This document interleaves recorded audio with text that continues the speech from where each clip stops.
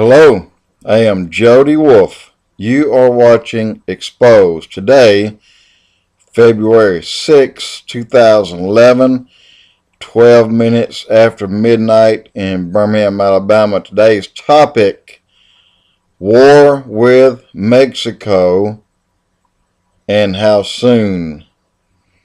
Alright, what I'm going to do, I'm going to give you the statistics on what is going on drug-wise, death-wise, how many people, how much money is being made, all these things that you'll have to do. You can find it in research, but I'm going to give it to you. And I'm picking up from 2007 till today in the numbers of people that are dead. You won't believe it. The Mexico illegal drugs that are brought in excess of 32 billion in the United States in 2009 and 10 and expected to reach 40 billion in one more year. $40 billion. If I'm not mistaken, think back to the Colombia days with a cartel there with this big dude, I don't recall the name, was taken down. I think the Mexicans have exceeded this man by a few $billion. Now the people that have died since 2007, estimates reach as high as 40,000. Some say more, but none say less. 95% of the 40,000 people that died were cartel against cartel. That's infighting. And if it were up to me, I'd lock them all up in a corridor about 1,000 miles long and 2 miles wide. When they're done, just open the gate, there'll be none left. Now, it is estimated that through 2009, 32,000 people died. And in the desert, dead, either those that traveled as far away as Panama and even below to try to get to the United States. We don't know how many has died along that route. We do have a general idea on those that may have died once they crossed into America, and that number is staggering. And this is simply because of malnutrition. It's because diseases. It's because lack of water. You know, the terrain is I mean, it's desert. It's hell what it is.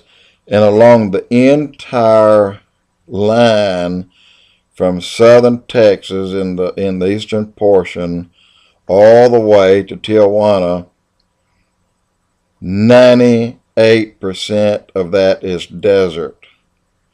And the most that's not desert is the extreme eastern part of Texas, and perhaps a few parts somewhere, maybe between Arizona and Texas around the Rio Grande. I'm not real sure about that, in the mountainous areas.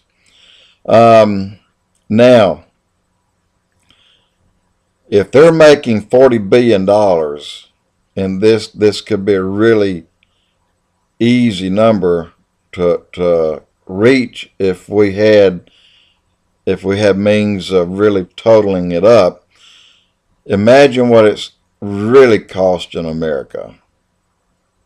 If they're making 40 billion, it's not only costing America that 40 billion, but you figure the time and the amount of time that's lost because not able to work, they're sick, they're high, they're drunk, they're stoned,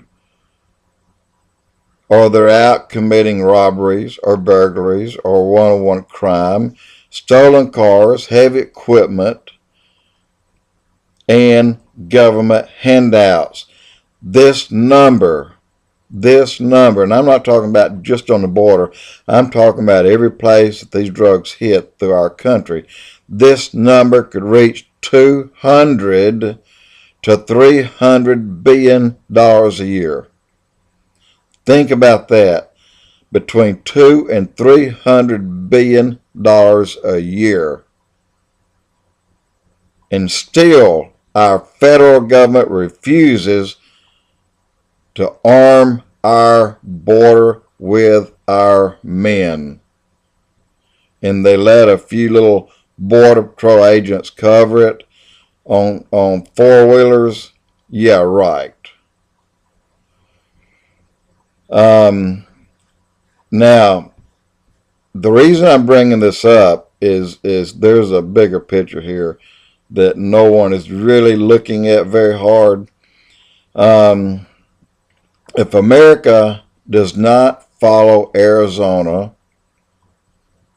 and do as much as they can do, stop all they can stop, do what Arizona wants to do, and our federal government is fighting as hard as they can to prevent them from doing it. But if we don't do that, then what we will have is an Al-Qaeda type of a war on our borders.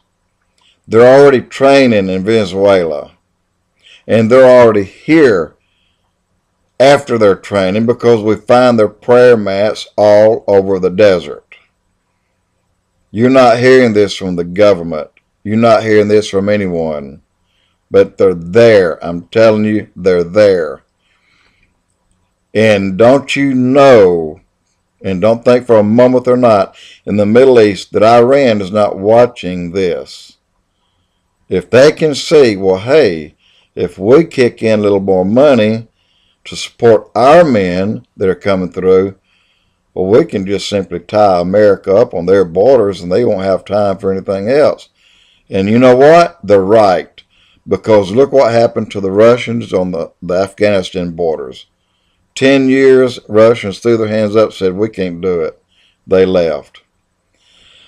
So don't think for a moment the Middle East aren't watching us and waiting for the right time for them to step in.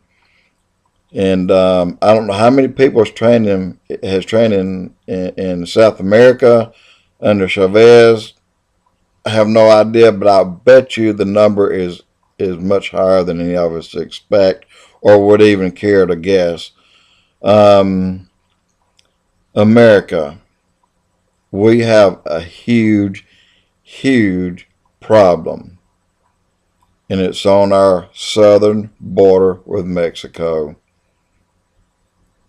What it's going to take the people to tell our government, our congressmen, our senators, our representatives, everyone, protect our borders, stop this chaos. If we don't do it, we'll lose our country. And if you think for a moment that I'm telling you a tale, you look at the statistics, you read up on it, you look and see what you can find out about someone that may have a future guess on what we will look like in 10 years. There won't be a we in 10 years. Next, I will have a similar blog, but on a scope that's going to blow your mind. And it involves your children. Jody Wolf, EXPOZ.